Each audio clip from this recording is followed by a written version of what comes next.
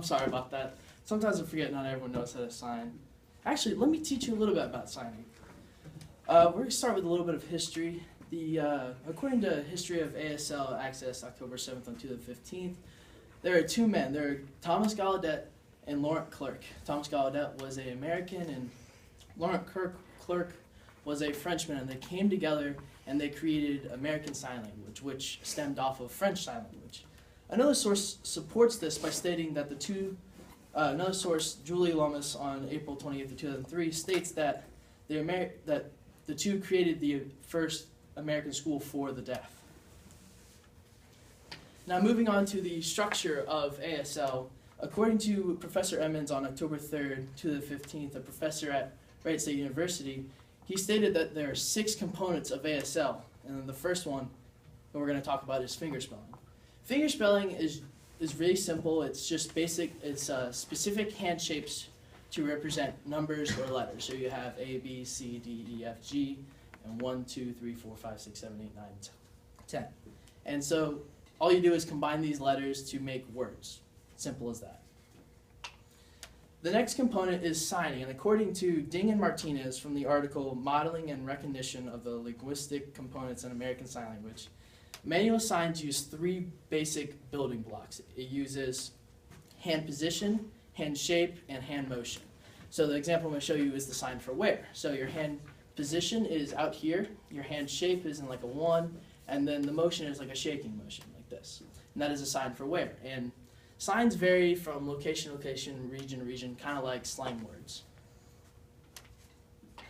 The next component is setting and location, and this generally sets up the conversation. It sets up who and where, and it uses name signs and pointing. So pointing, so I could use pointing like this. So I could be talking to a man, and I'll tell him about my father. So I'm telling a story about my dad. I'm going to point over there. I'm like, that guy over there with the beard and the glasses, that man's my father. And then I'm going to go ahead and tell my story. And this is very important because it allows the listener to understand the situation better by being able to visualize the person or visualize what that is.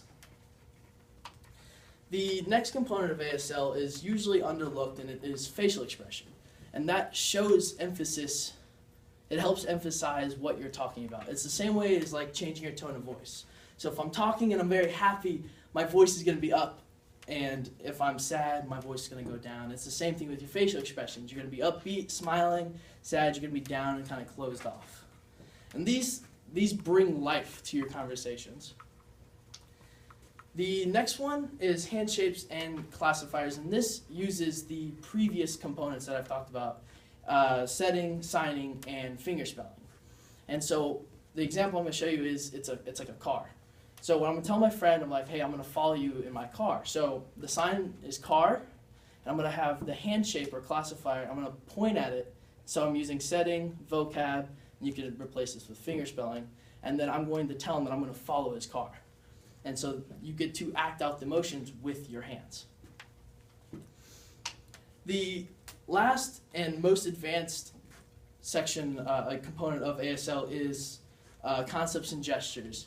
Concepts and gestures use everything that we've talked about before and combines them all in one thing.